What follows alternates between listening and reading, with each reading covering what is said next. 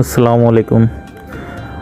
আমাদের দুইটি পবিত্র উৎসব ঈদ উল ফিতর ও ঈদ উল আজহা। সবাইকে ঈদ উল আজহার আন্তরিক শুভেচ্ছা, ঈদ মোবারক। আলহামদুলিল্লাহ, মহান আল্লাহ তাআলার অশেষ রহমতে আমরা আরেকটি পবিত্র ঈদ উল আজহা উদযাপন করার সুযোগ পেয়েছি।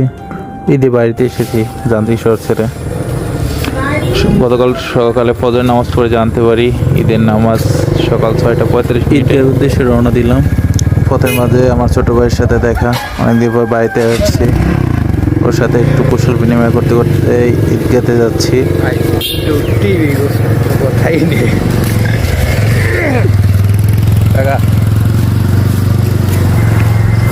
নামাজ পড়তে দেখি তুই কি ঈদে যাও? কোরবানির নামাজ পড়তে।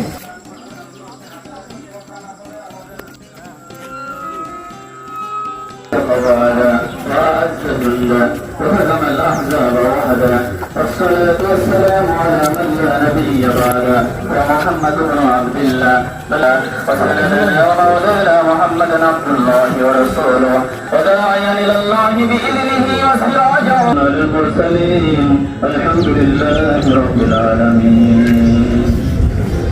হিংসা ও খারাপ অভ্যাসগুলো ত্যাগ করার চেষ্টা করব।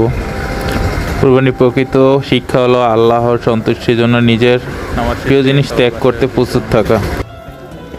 কোলাকুলি ও মহব্বত সবার সাথে কুশল বিনিময় করতে করতে বাসার দিকে যাচ্ছি।